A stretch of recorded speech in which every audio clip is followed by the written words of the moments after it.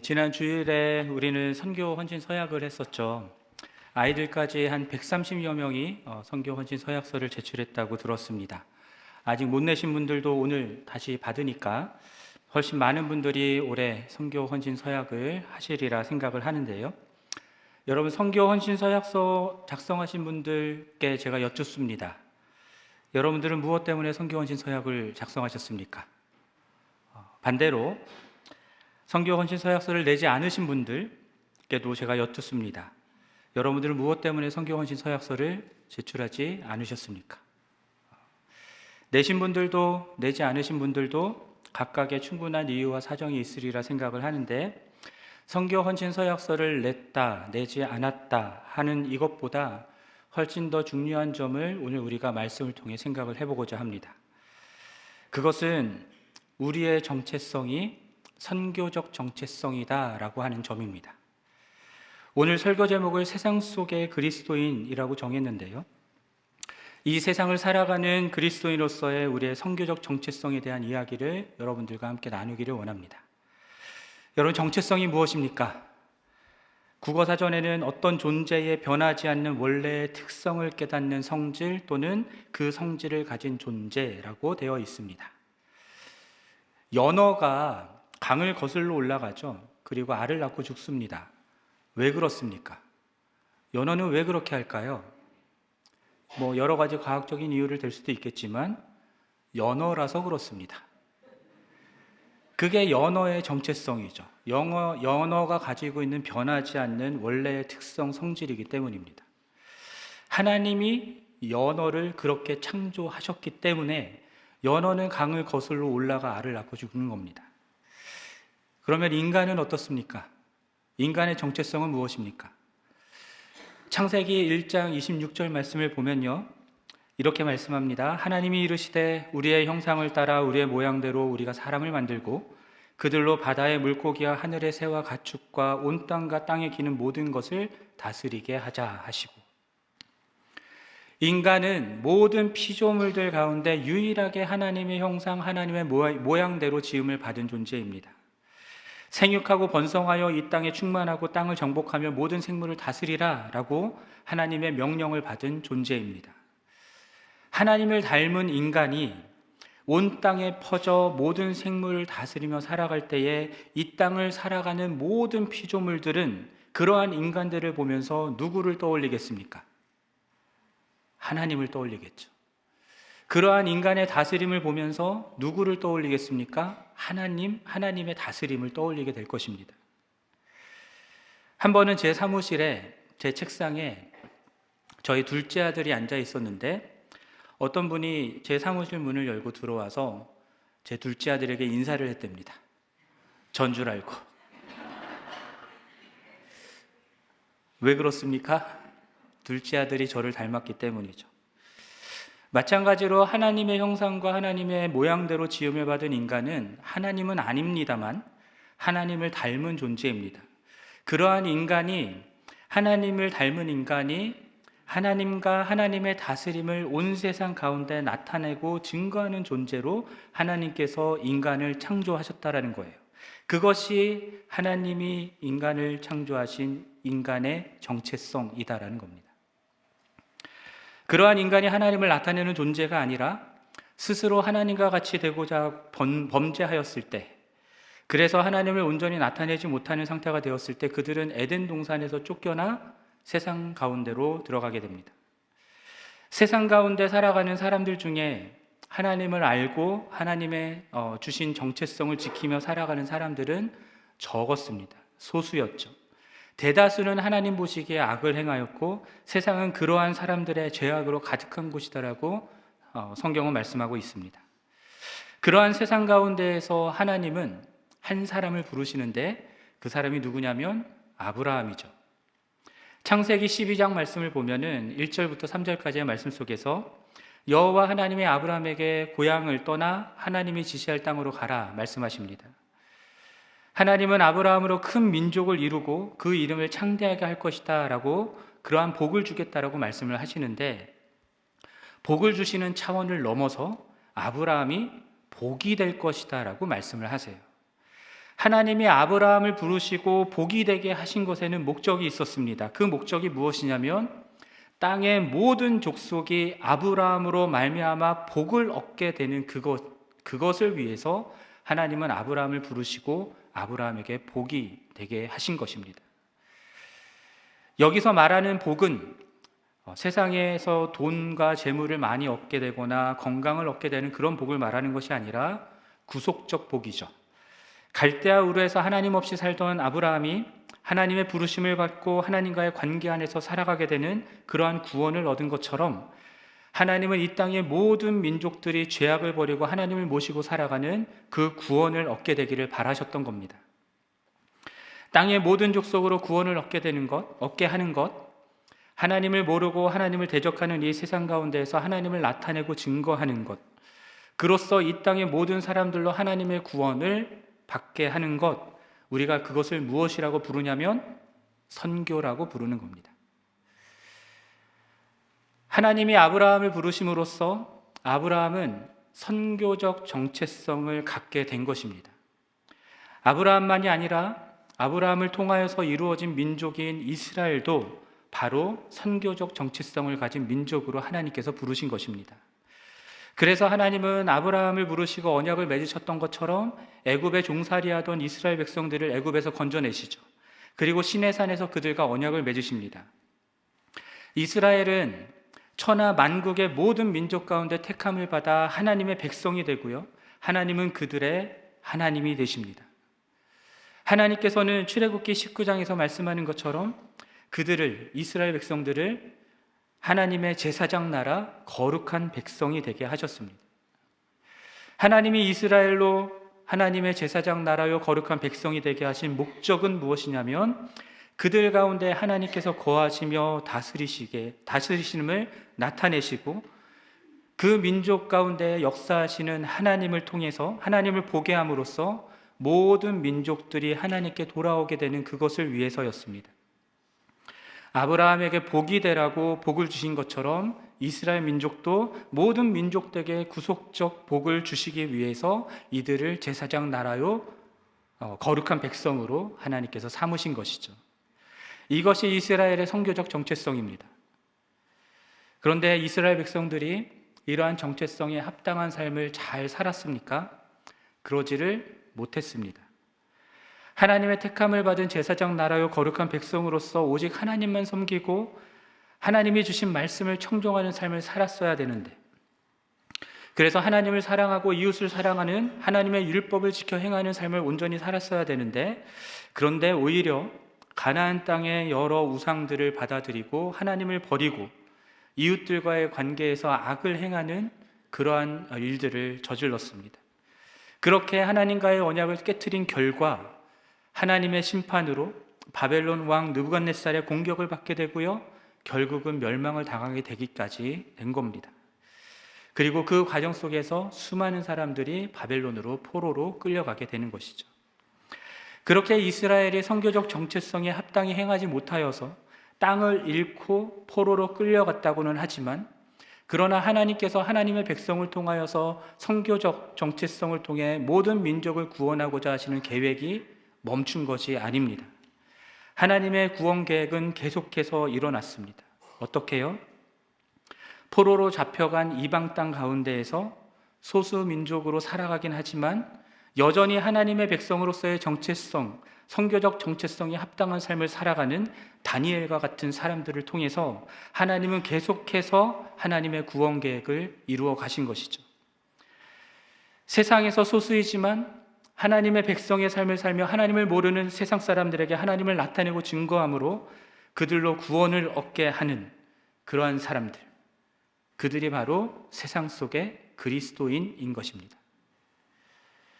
다니엘은 그렇게 바벨론 느부갓네살 왕 시기에 포로로 잡혀갔던 그런 사람 중 하나였습니다. 1차 포로 때 끌려갔었는데, 끌려갔던 왕족 또는 귀족 출신의 소년이었고요, 잘생겼습니다. 학문과 지식, 지혜가 뛰어난 소년이었습니다. 오늘날에 있는 사람을 누구로 비유할까 생각을 해봤는데, 요즘에 유행하는 말 아십니까? 차은우 보유국?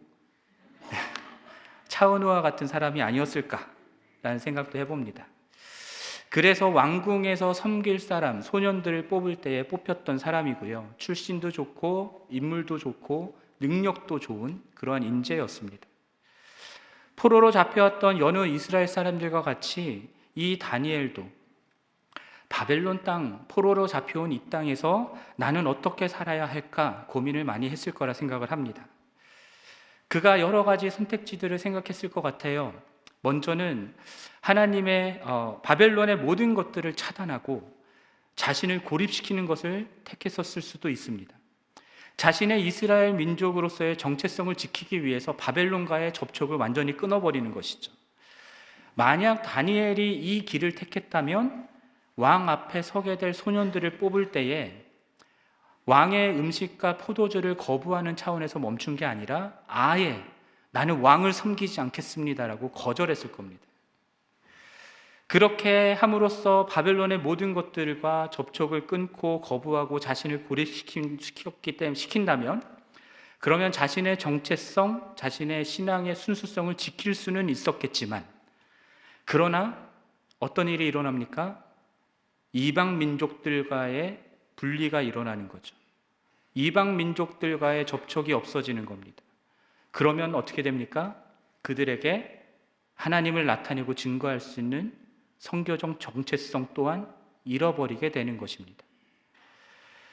둘째로 다니엘이 바벨론의 모든 것을 차단하고 자신을 고립시키는 것과는 완전히 반대로 바벨론의 모든 것들을 받아들이고 동화시키는 것을 선택했었을 수도 있습니다. 만약에 그렇게 됐다고 한다면 이스라엘 백성으로서의 정체성, 신앙의 순수성은 잃어버리게 됐겠죠. 바벨론 사람들과 전혀 구별되지 않는 사람으로 살기 때문에 이방 민족 사람들에게 하나님을 나타내고 증거하는 선교적 정체성 또한 잃어버리게 됐을 것입니다. 그러나 우리가 다 잘 알다시피 다니엘은 어떤 길을 택합니까?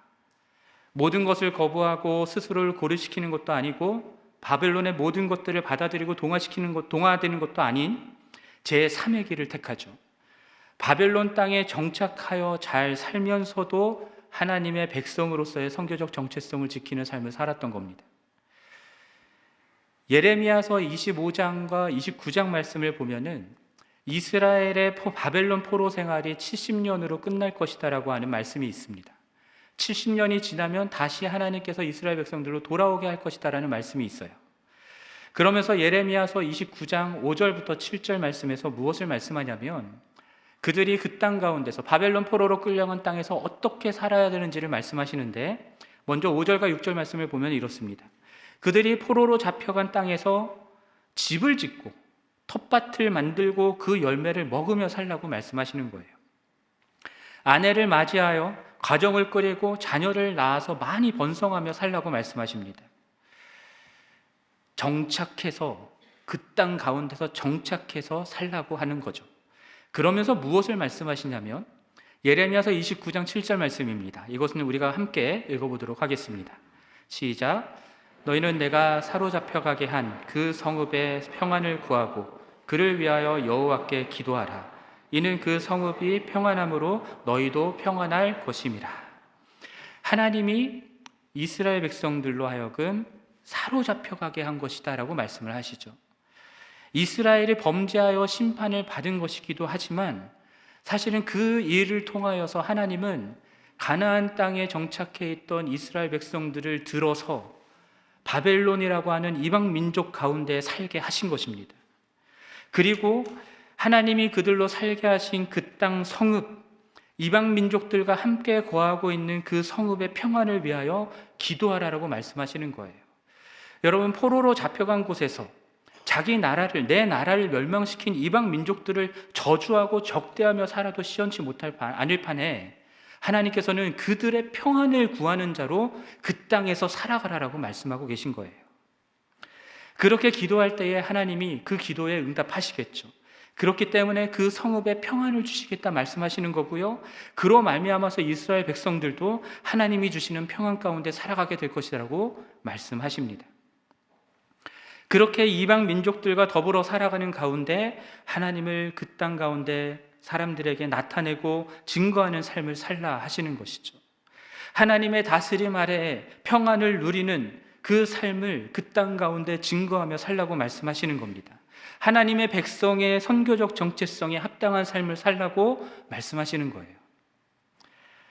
그리고 다니엘서를 보면은 다니엘과 그의 세 친구들이 정확히 이러한 선교적 정체성에 합당한 삶을 살았다는 것을 우리가 보게 됩니다. 그래서 그들은 포로로 끌려온 나라의 왕의 신하로 사는 것을 거부하지 않았습니다.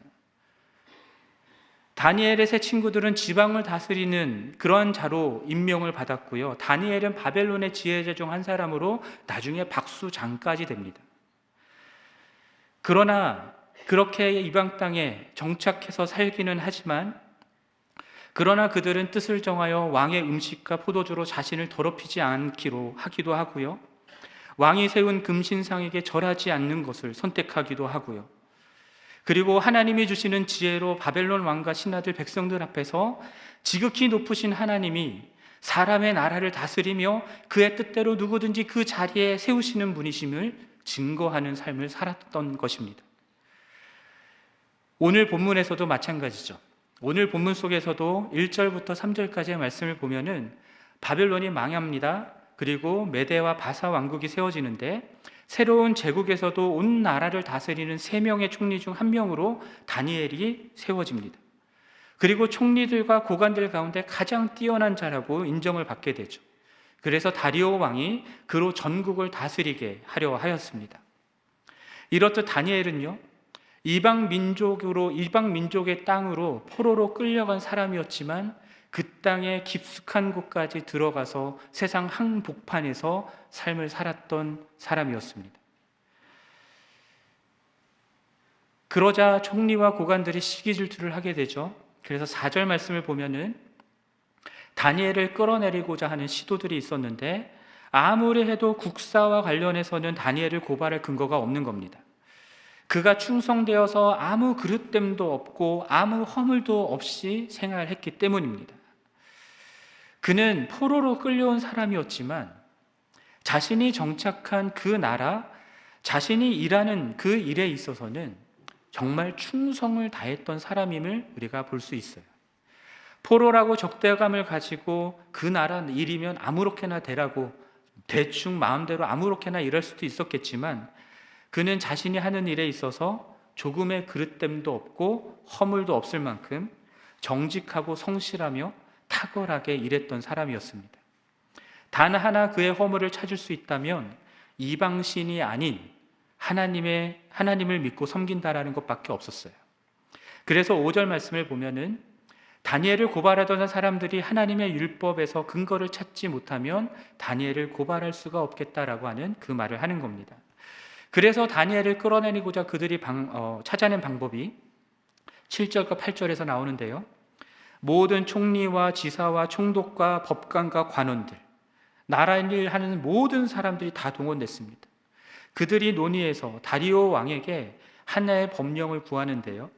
이제부터 30일 동안 누구든지 왕 외에 어떤 신에게나 사람에게 무엇을 구하면, 기도하면 사자굴에 던져넣는 금령을 세우고 왕의 도장을 찍어서 메대와 바사에 고치지 못하는 그러한 규례를 따라 절대로 고치지 못하게 해달라고 하는 요구를 하는 겁니다. 이들이 이러한 금령을 세워서 다니엘을 끌어내리고자 했던 것은요, 다니엘이 여호와 하나님께 날마다 기도하는 사람이라는 사실을 이들이 알았기 때문입니다. 10절 말씀을 보면은 다니엘은 자기 집 윗방에 올라가 예루살렘을 향한 창문을 열고 하루 3번씩 무릎을 꿇고 하나님께 기도했던 사람이었어요. 그곳에 있는 모든 사람들이 다니엘은 그렇게 기도하는 사람이라는 사실을 알았던 겁니다. 그래서 다른 일에 있어서는 허물이 없던 이 다니엘을 제거하기 위해서 하나님의 율법을 따라 순종하며 늘 기도했던 그것을 문제 삼고자 했던 것이죠. 금령이 내려진 것을 알았던 다니엘에게 또다시 여러 가지 선택의 길들이 있었을 겁니다. 하나는 딱 그 30일 동안만 기도를 안 하는 거죠. 다른 하나는 기도를 하기는 하지만 사람들이 보지 못하도록 창문을 닫고 기도하는 것이겠죠. 그러나 금령이 내려진 것을 알지만 다니엘은 늘 기도하던 대로 윗방에 올라가 예루살렘을 향한 창문을 열고 하루 3번씩 무릎을 꿇고 기도하였습니다. 우리가 읽지는 않았지만 결국 이 일을 통해서 다니엘은 사자굴에 던져지게 되죠. 그러나 그 가운데서 하나님은 놀라운 능력으로 다니엘을 구원해 내십니다. 그리고 다리오 왕이요, 어떻게 되냐면 자신이 다스리는 모든 사람들에게 조서를 내립니다. 그리고 그 조서의 내용이 무엇인지가 6장 26절, 27절에 나오는데 중요한 구절이기 때문에 함께 읽어보겠습니다. 다니엘서 6장 26절, 27절 말씀 함께 읽겠습니다. 시작. 내가 이제 조서를 내리노라. 내 나라 관할 아래에 있는 사람들은 다 다니엘의 하나님 앞에서 떨며 두려워할지니 그는 살아계시는 하나님이시오 영원히 변하지 않으실 이시며 그의 나라는 멸망하지 아니할 것이요 그의 권세는 무궁할 것이며 그는 구원도 하시며 건져내기도 하시며 하늘에서든지 땅에서든지 이적과 기사를 행하시는 이로써 다니엘을 구원하여 사자의 입에서 벗어나게 하셨음이라 하였더라. 이 조서가 누가 쓴 거라고요? 다리오 왕이. 하나님을 믿는 왕이 쓴 게 아니라 이방 나라의 왕이 이것을 쓴 것입니다. 다니엘을 구원하시는 하나님을 경험하면서 그 하나님에 대해서 이 사람이 이러한 고백을 한 거예요. 그리고 이 조서가 어디로 가게 됩니까? 메대와 바사가 다스리는 모든 백성, 모든 나라, 언어가 다른 모든 사람들에게 이 조서가 전달이 되는 거예요. 그로써 모든 땅끝에 있는 모든 민족들에게까지 하나님이 누구이신지가 증거된 것입니다. 다니엘이 포로로 잡혀온 땅에서 소수민으로 살아가지만 자기에게 맡겨진 자리에서 최선을 다해 충성되이 정직하고 성실하게 살았을 때, 그리고 세상 한가운데에서 여전히 하나님만을 섬기는 하나님의 백성의 정체성에 합당한 삶을 살았을 때, 비록 세상의 법들과 그리고 세상의 질시를 받고 충돌하게 되고 갈등하게 되는 일들이 있기는 했지만 그는 하나님을 양보하지 않았어요. 그렇게 사는 그의 삶 가운데 하나님이 친히 개입하시고 구원을 베풀어 주시는 그 놀라운 일들을 경험하게 되고요. 그렇게 세상 가운데에서 하나님을 나타내는 삶을 살았던 겁니다. 그로써 자신이 섬겼던 왕들과 모든 백성들과 나라들과 언어가 다른 모든 사람들에게까지 하나님이 누구이신지를 나타내고 증거했던 거예요. 하나님이 다니엘로 하여금 이방 땅으로 포로로 잡혀가게 하신 그것이 개인에게 있어서는 비참한 일일 수 있었겠지만, 그러나 하나님은 그 가운데에서도 다니엘이라는 이 사람을 통해 하나님을 나타내고 증거하는 성교적 정체성에 합당한 삶을 살아내는 그를 통해 하나님을 증거하는 그 일을 행하게 하셨던 겁니다. 여러분, 다니엘과 같은 특정한 몇몇 사람들만이 이러한 성교적 정체성을 부여받은 것이 아닙니다. 앞에서 말씀드렸던 것처럼 구약에서부터, 창세기에서부터, 그리고 신약에 이르기까지 성경은 하나님의 부르심을 받은 하나님의 백성이 된 모든 사람들, 예수 그리스도를 믿어 하나님의 자녀가 된 모든 그리스도인들이 이 불의한 세상 가운데에서, 악한 세상 가운데에서 하나님을 나타내고 증거하는 성교적 정체성을 부여받은 자들이다라고 말씀하고 있습니다. 여러분, 예수 그리스도를 믿어서 구원을 받았습니까?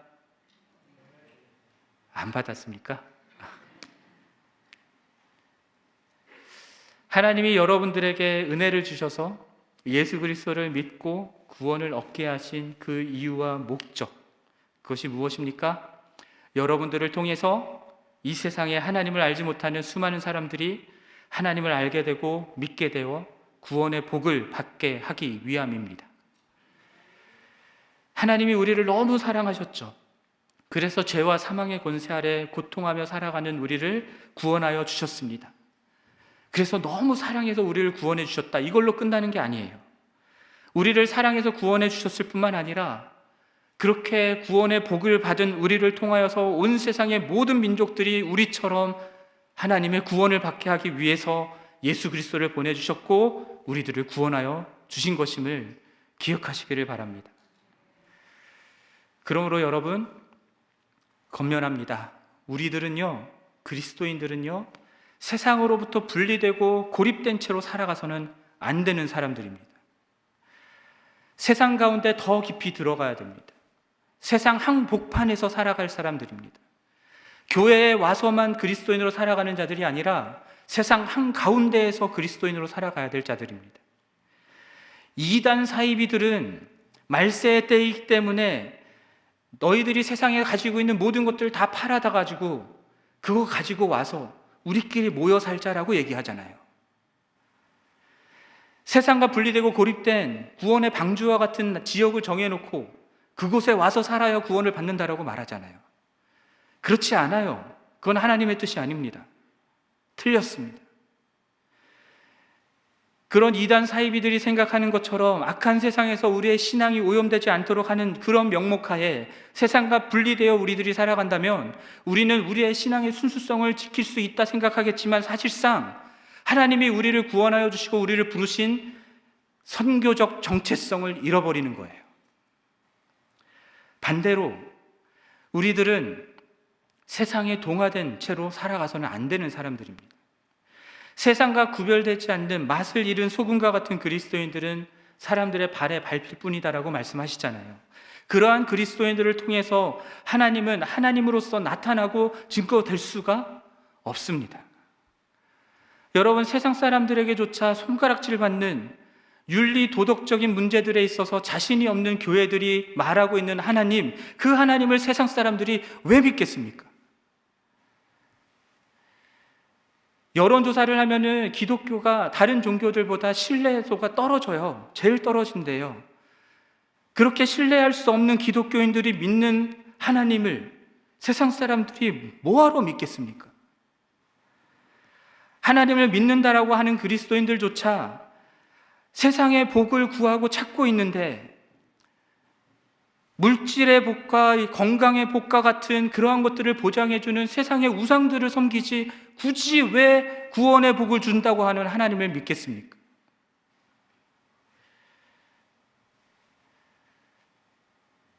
여러분들과 저는 이 세상에서 살고 있지만 세상에 속한 자들이 아닙니다.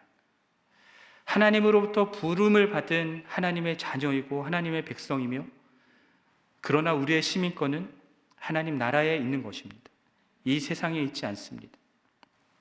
그래서 베드로 사도는 그리스도인들을 이 세상을 살아가는 나그네라고 불렀습니다. 그러나 나그네이기 때문에 이 세상에선 대충 아무렇게나 살아도 된다라고 말씀하지 않으세요. 오히려 우리를 부르신 거룩하신 하나님처럼 모든 행실에 거룩하라라고 말씀하십니다.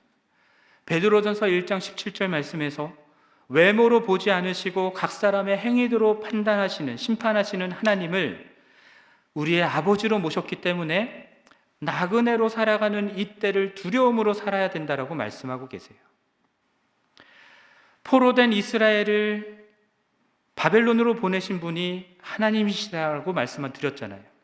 마찬가지로 지금 여러분들이 두 발을 딛고 살아가는 이 세상은 이 가정과 직장과 지역사회와 이 나라는 비록 하나님을 대적하는 사람들이 많이 있고 믿지 않는 사람들이 많이 있을지나 그러나 하나님이 여러분들을 보내신 곳입니다. 그러므로 여러분들은 세상과 분리돼서는 안 되고 고립돼서는 안 돼요. 오히려 세상으로 더 들어가야 되고요. 그러나 그들과 동화돼서는 또한 안 되는 것이죠.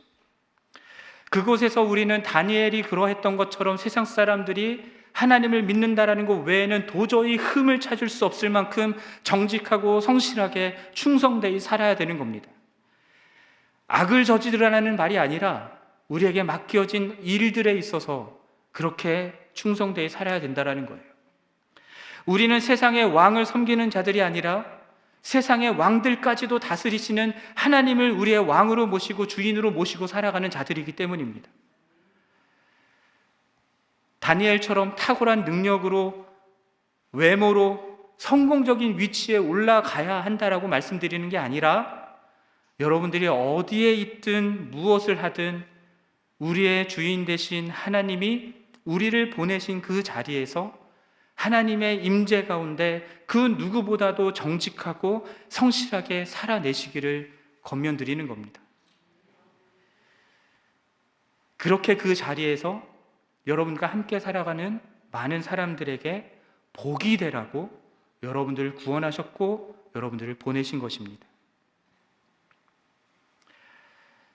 그러나 여러분, 정직하고 성실하게 살아가는 것만으로는 안 됩니다.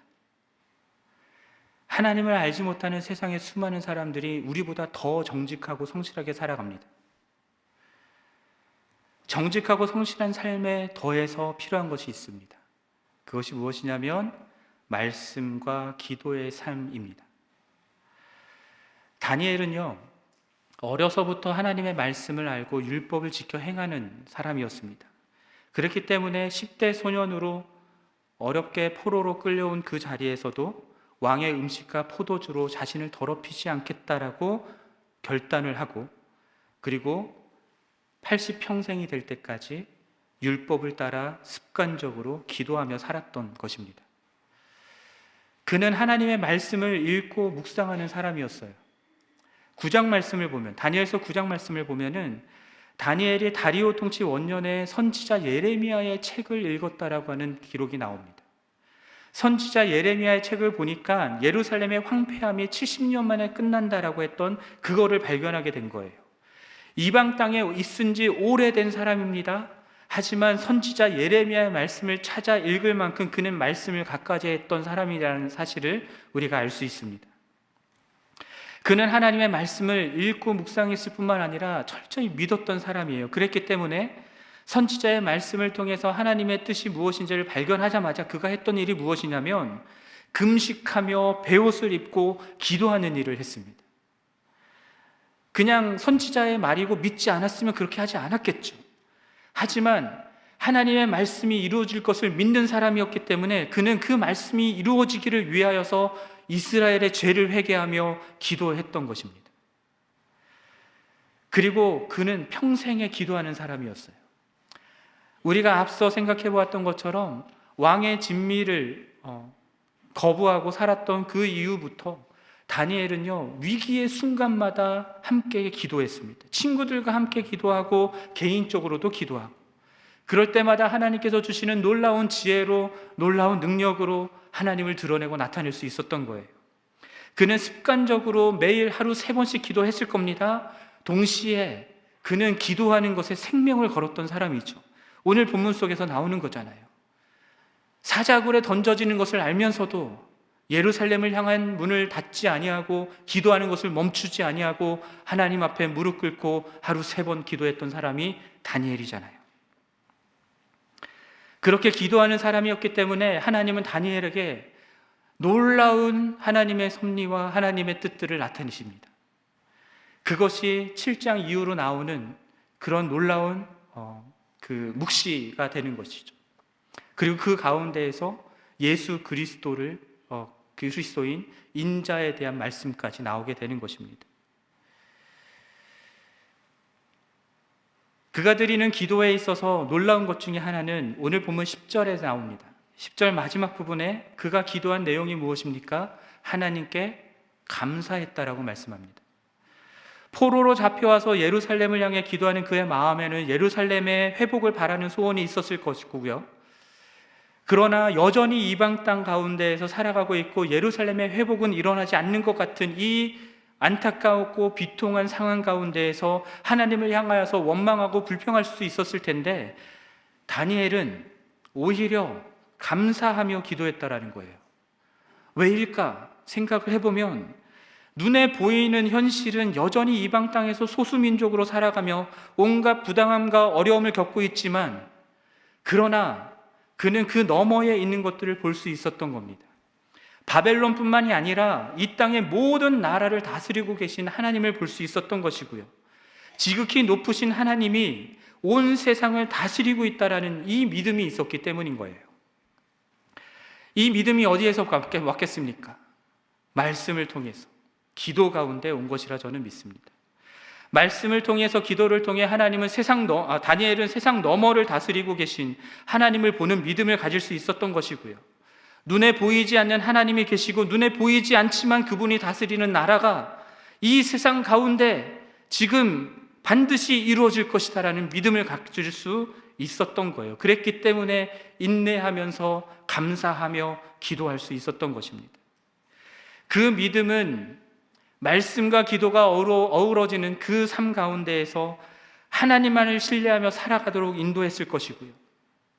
그의 삶 가운데 하나님이 친히 개입하셔서 하나님이 하실 수밖에 없는, 하나님만이 하실 수 있는 놀라운 능력의 구원을 나타내시는 것들을 경험하게 되었을 거고요. 그러한 경험을 통하여서 하나님이 누구이신지를 더욱 분명히 알게 되었을 거고, 그랬기 때문에 왕의 위협과 사람들의 공격 가운데에서도 세속적인 세상에 물들지 아니하고 하나님을 양보하지 아니하고 성교적 정체성을 지키는 삶을 살 수 있었던 거라고 저는 믿습니다. 안타까운 일이지만 교회를 다니면서도 하나님의 말씀을 읽지 않는 분들이 너무 많습니다. 기도하지 않는 사람들이 너무 많습니다. 도대체 하나님의 말씀과 기도를 통해 하나님을 경험하여 알아가는 것들을 알지 못한다면, 아직 알지 않는다면 우리가 어떻게 이 세속적인 세상 가운데에서 세상에 물들지 않으며 성교적 정체성을 지키며 살아갈 수 있겠습니까? 여러분, 눈만 뜨면, 셀폰만 열면은 온갖 창구를 통해서 우리의 눈에 들어오고 우리의 귀에 들어오는 정보들이 다 세상적인 것이고 세속적인 것들인데, 하루를 살아가면서 하나님의 말씀도 보지 아니하고 기도도 하지 않으면서 우리가 어떻게 이 세상 가운데에서 동화되지 아니하고 하나님의 성교적 정체성을 지키는 삶을 살 수 있겠습니까? 그러므로 여러분, 세상 가운데 들어가서 정직하고 성실하게 살아갈 뿐만 아니라 하나님의 말씀과 기도의 삶을 살아가는 그런 여러분들이 되기를 바랍니다. 그렇게 살아갈 때 여러분들의 시선은 불의한 이 세상이 아니라 이 세상 너머에 계신 하나님의 나라를 볼 수 있을 것입니다. 이 세상을 다스리시는 이가 세상에 잘 나가는 사람들이 아니고 세상의 권력자들이 아니라 오직 여호와 하나님이신 것을 볼 수 있게 될 것입니다. 그렇게 될 때에 이 세상 속에서 하나님을 양보하거나 타협하지 아니하고 하나님만을 신뢰하고 하나님만을 섬기는 자들의 삶을 살아갈 수 있을 거라 믿습니다. 그리고 그러한 여러분들의 삶 가운데 하나님이 친히 개입하셔서 하나님의 놀라운 능력으로 구원을 베풀어 주실 것이고, 그것을 내가 경험하여 하나님을 알게 될 뿐만 아니라 내 주변에 함께 살아가고 있는 수많은 사람들, 하나님을 알지 못하는 사람들에게까지 그들이 하나님을 보아 알게 되고 하나님께 돌아오게 될 것이라 믿습니다.